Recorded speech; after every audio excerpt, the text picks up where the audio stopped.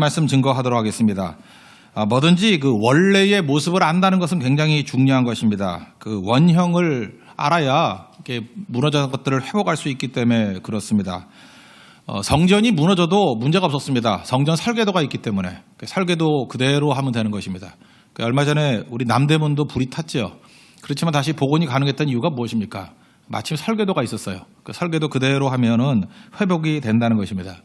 그리고 하나님께서 인간을 만드셨을 때 인간의 설계도가 뭔지를 설명하면 이런 겁니다. 우리 내면이 있고 외면이 있거든요. 우리 내면에는 하나님만이 들어갈 수 있는 절대 영역이 있어요. 그래서 내 안에는 하나님이 계시게 만들어놨습니다. 그게 인간이에요. 그리고 외부에는 하나님께서 인간을 돕도록 만든 여러 가지 물질들, 이걸 AW 토저는 things, 그냥 뭐 사물들이라고 했어요. 여러 가지 things들이 있어요. 이렇게 사물들이 있어요. 물질들이 쭉 있다고요. 이게 인간입니다.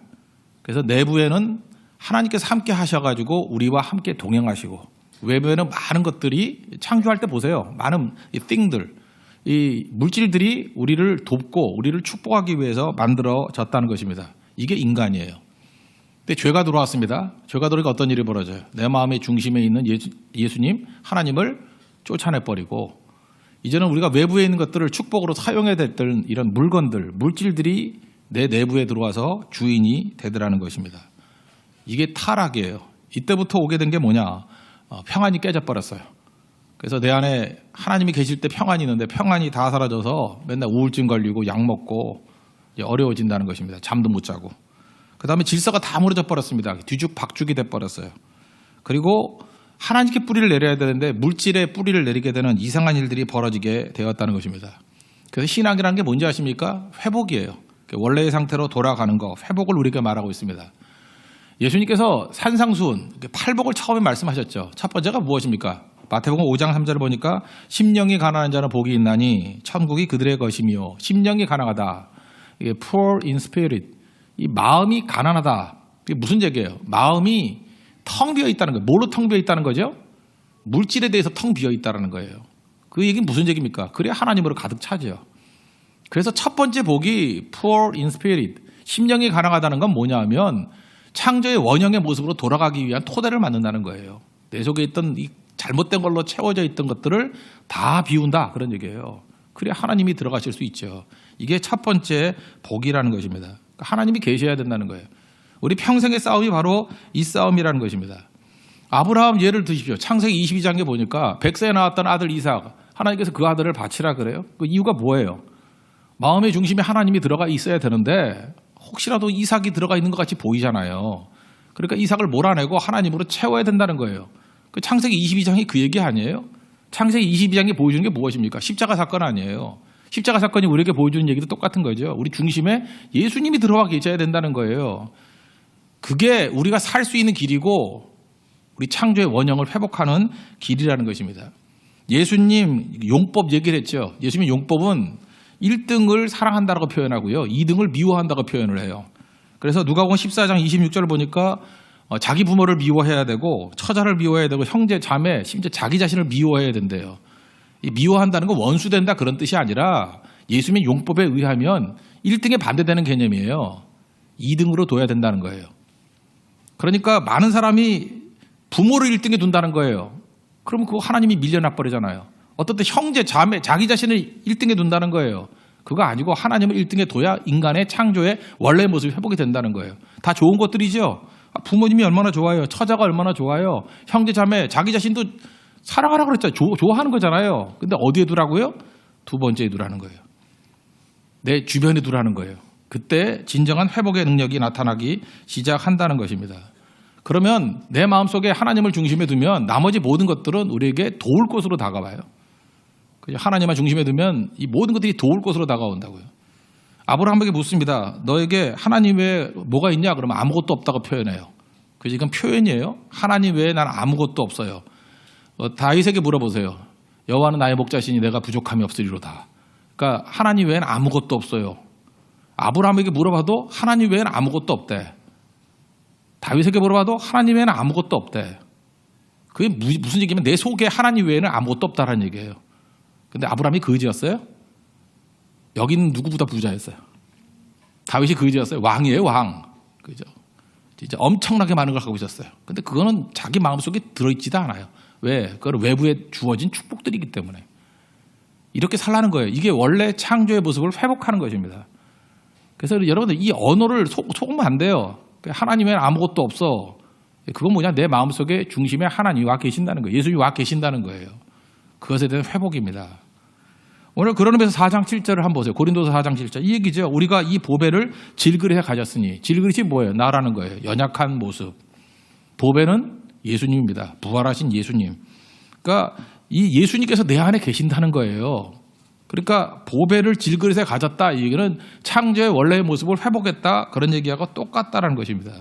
그러니까 예수님이 내 안에 가득 차 있으면 외부의 모든 것들은 사용 가능한 도구로 우리에게 다가온다라는 거예요. 이게 믿음의 회복입니다. 우리 이런 믿음의 회복이 있는 하나님의 거룩한 백성 되기를 바랍니다. 근데 이거는요, 우리가 이렇게 지식적으로 아는 거하고는 아무 관계가 없는 것 같아요. 신앙을 이렇게 지성화로 생각해가지고 아는 게 지식이 믿음인지를 알고 있어요.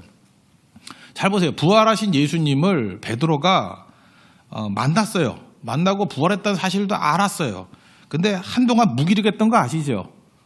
부활한 예수님 만나고 뭐 이렇게 얘기도 나누고 그랬는데도 무기력해요. 심지어 무서워가지고 방문 걸어 잠그고 제자들 숨어 있었잖아요. 그리고 뭐 고기나 잡으러 가자 그러면서 직무유기하고 막 그런 일이 벌어지지 않습니까? 근데 오늘 8절과 9절 보니까 뭔가 좀 다르죠. 사방에 우겨쌈을 당해도 쌓이지 않고 답답한 일을 당해도 뭐 낙심하지 않고 핍박받아도 뭐 버림받지 않고 거꾸로 트라임. 이게 뭐 영어 성경 보니까 넉다운이에요. 넉다운 당해도 넉아웃 되지 않는다. KO 되지 않는다. 뭐 이런 식의 표현을 막 쓰고 있어요. 뭐가 좀 다르잖아요. 지식하고는 좀 다른 것 같죠. 이게 무슨 얘기입니까? 신앙이라는 것은요, 아는 것, 뭐 이런 체험도 아니에요, 사실은. 이게 베드로도 다 겪었잖아요. 무리를 걷던 거, 뭐 죽은 자를 살리는 것들, 변화산 체험도 있었고 지식도 있었고. 그래도 무능력하잖아요. 언제 능력이 있어졌습니까? 그 내면 속에 하나님이 들어와 계셨을 때. 여러분, 예수님의 부활이 뭐냐면 예수님이 사도행전 1장 4절에서 보니까 기다리라 그랬죠. 다 부활도 받고 40일 동안 뭐 이렇게 말씀도 듣고 다 훈련 받았어요. 그런데 기다리래요. 1장 8절에 가면 사도행전 1장 8절에 가면 오직 성령이 너에게 임하시면 너희가 권능을 받고 그러면서 그 성령의 임재를 기다리라는 거죠. 성령의 임재가 뭐예요? 성령은요, 부활하신 예수님의 영이에요. 그래서 예수님께서 함께 계시기 위해서 성령을 보내주시는 거라고요. 그래서 이 시대에는 예수님과 함께 했다는 게 뭐예요? 성령과 함께 한다는 거예요. 그래서 모든 사람들에게 창조의 능력을 회복하기 위해서 성령 시대를 연 거예요.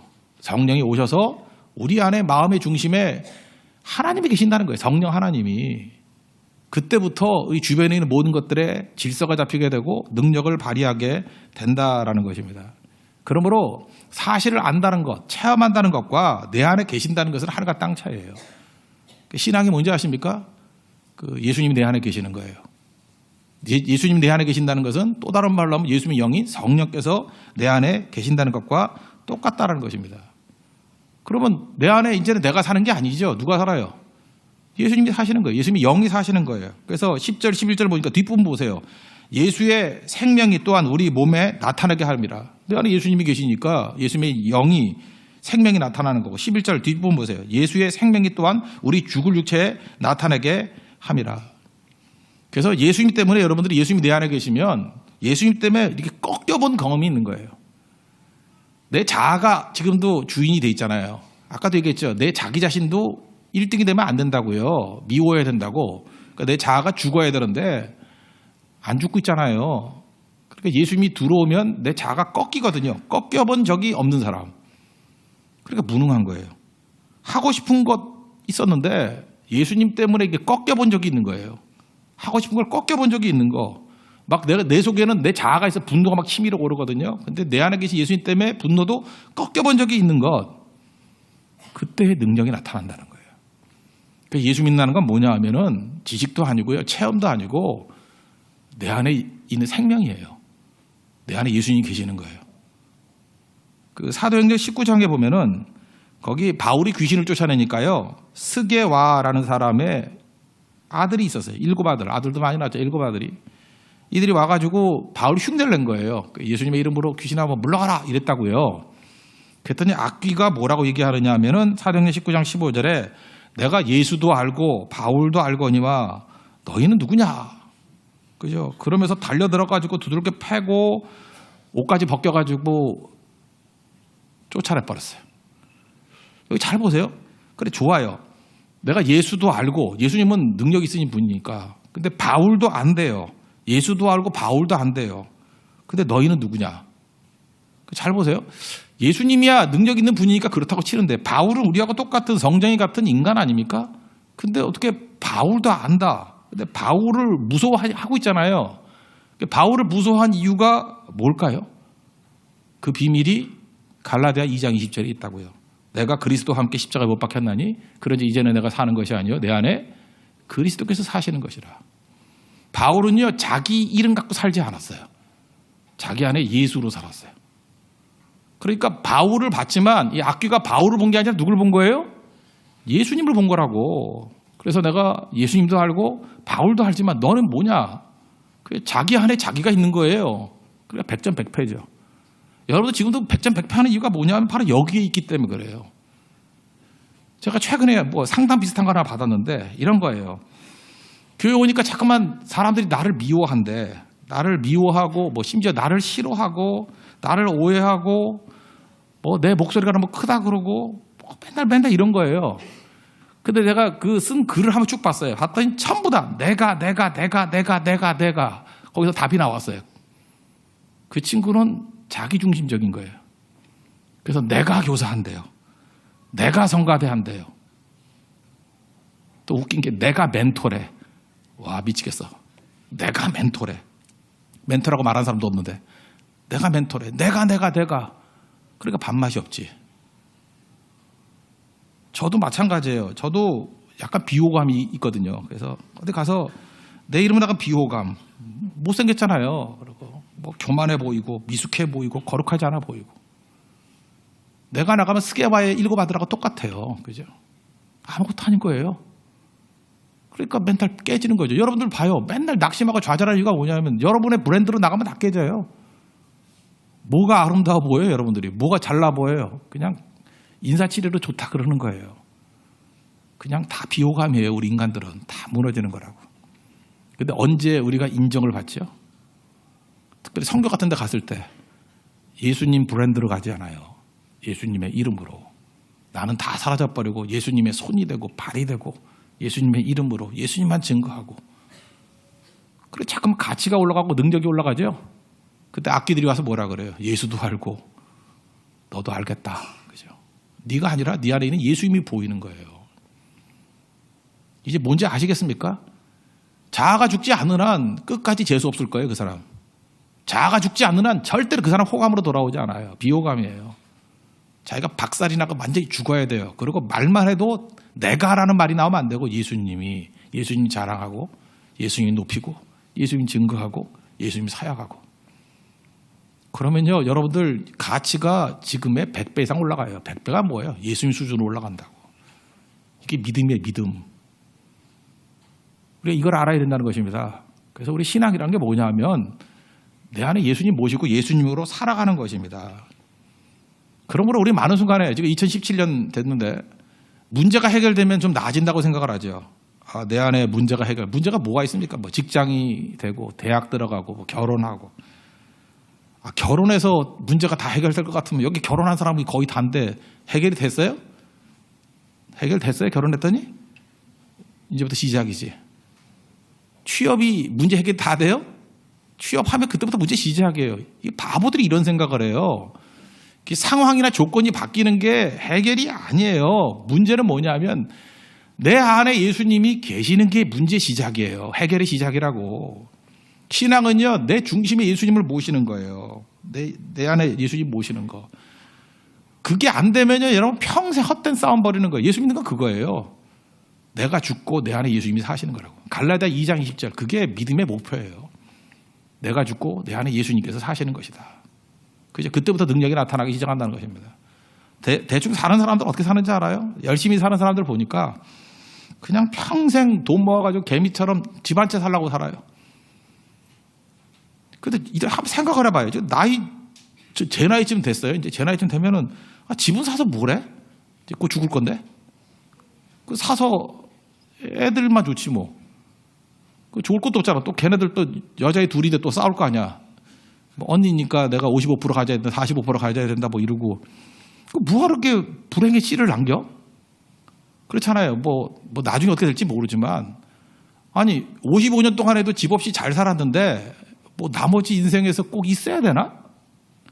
우리 이상해요 진짜 생각들이. 평생 쓸데없는 거 하려고 다 매달려가지고 뭐 집 한 채 얻겠다. 집을 사고 난 다음에 제가 이런 분을 봤어요. 막 굉장히 기뻐서 왔어요. 왜 왔냐 그랬더니 묘자리를 마련했대. 명당이래 명당. 혹시 목사님 가보지 않으실래요? 저한테 그래. 김포 쪽에 있대. 그래서 내가 슬쩍 한번 가봤어요. 왜냐하면 밥 사준다 그래가지고. 대충 보고 밥만 먹고 왔는데 묘자리 살았다 하나 이미 죽은 자예요. 아니 묘자리를 준비하러 다녀? 나 그런 천치나 처음 봤네 진짜. 또 하나는 뭐냐 하면은 자식이 교회 다닌다고 막 걱정을 하는 거야. 제사상 차려주지 않을까 봐. 그러니까 이 사람은 뭐냐 하면 귀신이 굴을까 봐 걱정하고 있어 지금. 잘 보세요. 이런 천치들이 다 있어요.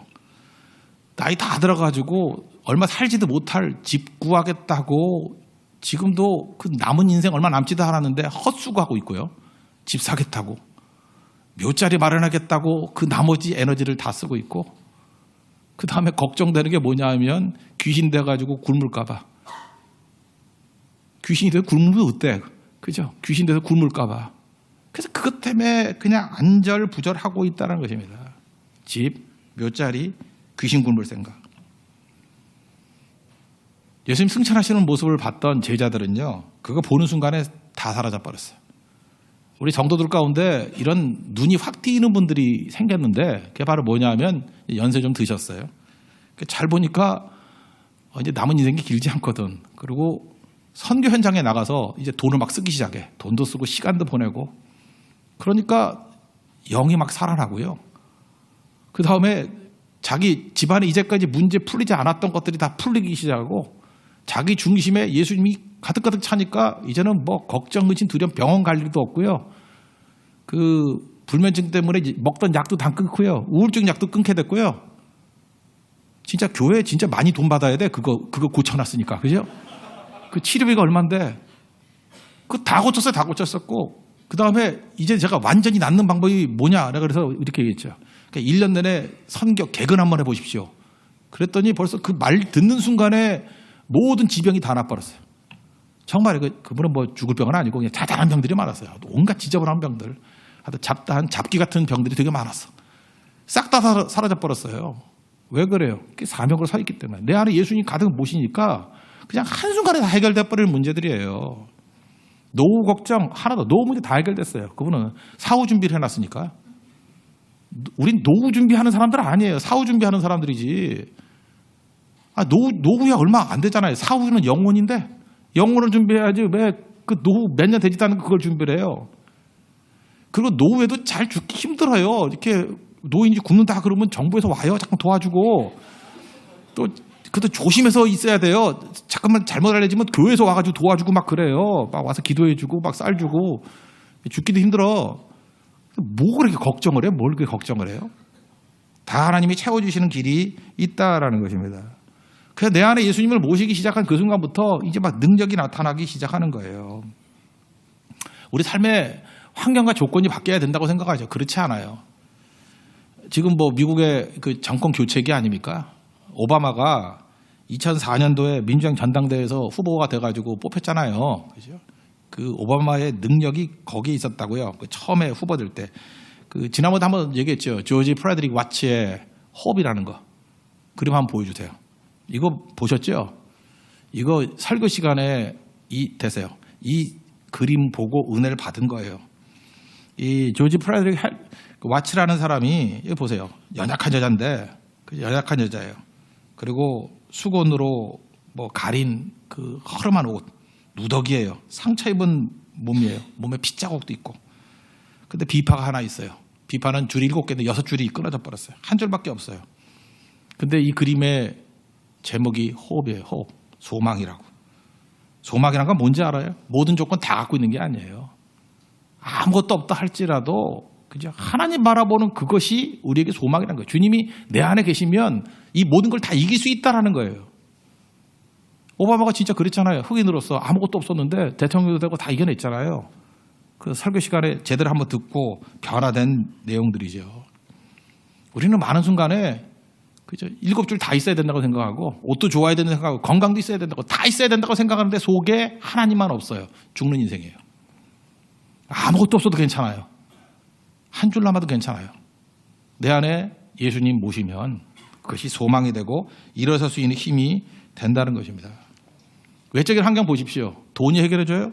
우리나라 지금 재벌들, 지금 잠 못 이루는 재벌 되게 많겠죠? 우리나라 최고 재벌도 지금 잠 못 이루겠죠? 아시죠? 돈이 해결 안 된다는 거 알잖아요. 권력이요? 정치가 이 최후들을 봤잖아요. 아무것도 아니에요. 지성, 과학, 그게 우리를 채우는 거 아니에요. 우리 안에는 하나님 창조의 원형이 있다 그랬잖아요. 하나님으로 가득 채우고 나머지 모든 것은 축복이라니까요. 다룰 수 있어야 되는 거예요. 이 원형을 회복할 수 있는 우리 하나님의 거룩한 종 되기를 바랍니다. 어떤 연세 드신 분인데 신학교를 갔어요. 나이 들어서 신학교 가는 분들은 좀 이유가 있어요. 이유가 있는 분이 있는데 50대가 다 됐는데 신학교를 간 거예요. 그러니까 궁금하잖아요. 그래서 그 나이에 왜 신학교를 갔습니까? 그랬더니 하여튼 이분이 신학교 간 그 설명을 이렇게 얘기해요. 자기가 이제 총각 때 은행원이었는데 이제 어떤 여자를 만났대요. 이제 결혼을 하려고 그랬더니 장인이 오라 그러더니만 조건이 있다고. 또 예수 안 믿으니까 예수 믿어야 교회 다녀야 결혼 허락한다고. 교회만 다니면 된다. 근데 이 사람이 워낙 성실한 사람이니까 뭐 그러겠다고. 그랬더니 그 장인이 그러더라는 거예요. 내가 딸이 셋이 있는데 첫째 딸, 둘째 딸도 다 이상하게 믿지 않는 남자만 데리고 오더래요. 그래서 이런 약속을 했는데 결혼하고 난 다음에 교회 안 다니더라는 거예요. 너만은 제발 좀 다녀라. 그랬더니 신신당부했다라는 거예요. 그래서 뭐 알겠다고. 성실하니까 교회를 다녔죠. 그 성실한 사람이 교회를 계속 다니면요. 그냥 집사를 줍니다. 그거 아시죠? 그냥 집사를 줘요. 뭐 믿던 안 믿던 따지지도 않고 그냥 집사라 그래요. 나는 우리 교회에서 집사를 준 적이 없는데 그냥 집사님이라 부르대. 그래서 민망해가지고 나는 성도님이라 계속 부르는데 나만 성도라 그러고 다 집사라 그래요. 그래서 본인도 거절도 안 해. 그냥 집사라 그러는지 알아요. 집사는 집사 줘야 집사라 그래야 돼요. 아무나 집사라 그러면 안 돼요. 은행을 다니니까 뭘 시키겠어요? 재정부를 시키는 거예요. 재정부도 오래 하면은 중직이 돼요. 뭐 안수 집사도 되고 뭐 이렇게 돼요. 그러니까 누가 봐도 성실한 사람이고 누가 봐도 뭐 예수 잘 믿는 사람 같이 보이잖아요. 근데 이분은 예수를 안 믿는 거예요, 아직까지. 근데 교회에서 이제 이렇게 성경 공부를 하는 모임이 있는데 그때 처음으로 이제 구원에 관한 체크업을 했어요. 뭐 오영리 같은 거, 죄죽 40령. 이렇게 예수님이 십자가에 관한 복음을 증거했더니 알고 보니 자기가 믿은 게 아니었어요. 내가 믿은 게 아니었어. 그러니까 믿지 않으면 구원 못 받잖아요. 지옥의 백성이 되잖아요. 자기 인생을 돌이켜보니까 사고도 몇 번 나고 죽을 위기가 여러 번 있었어. 갑자기 화가 확 나더라는 거예요. 그 목사에 대해서. 아니 나 예수 믿지도 않았는데 그때 죽었으면 나 지옥 갔잖아. 나 그때 갔으면 끝났는데 아니 나한테 이거 집사 주고 잠깐 중직 맡기고 해가지고 나 믿는 거로 착각하게 만들었는데 이 목사 이거 한 번도 나한테 십자가에 대해서 증거도 안 하고 구원에 대한 확인도 안 해보고 그래서 화가 나가지고 싸우려고 그러다가 내가 목사 해야지 그래서 신학교 갔다라는 거예요.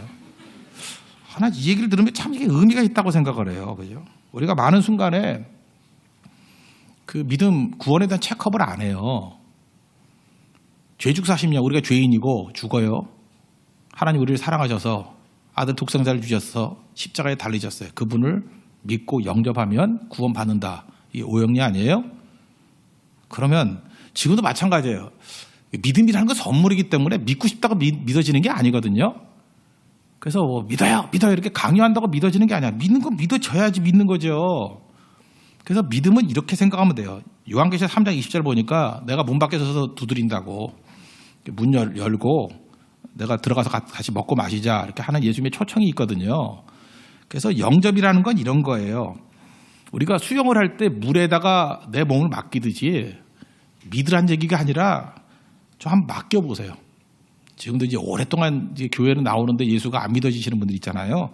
그러면은 일단은 긴장을 좀 풀고, 수영할 때 힘 주면 안 되잖아요. 긴장을 풀고 그냥 예배 드릴 때 아무 생각 없이 맡겨보라고. 맡겨서 맡기다 보면은 이게 물에 뜨잖아요.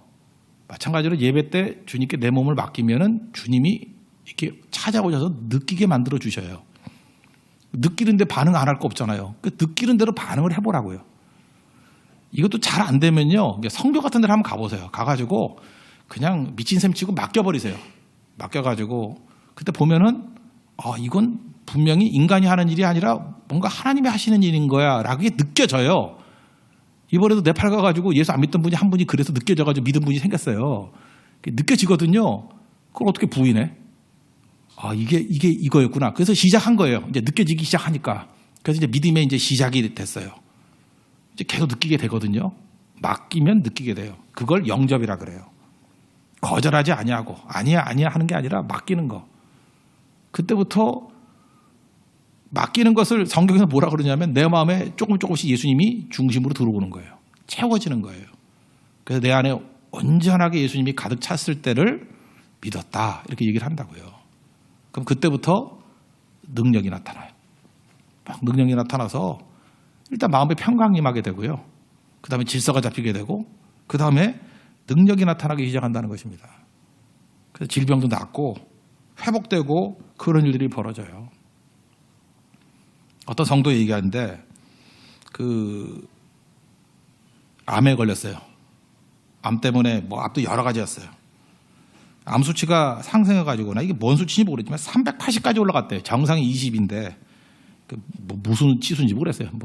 나는 우리 집 가족 가운데 암 환자가 없어가지고 그랬는데 380까지 올라갔대요. 되게 높은 건가 봐요. 위험한 거래요. 그래서 이제 항암 치료를 받고 있는데 이제 의사도 이제는 위험하다 그랬대요. 그런데 예배 시간에 예배를 드리는 가운데 찬송을 하는데요.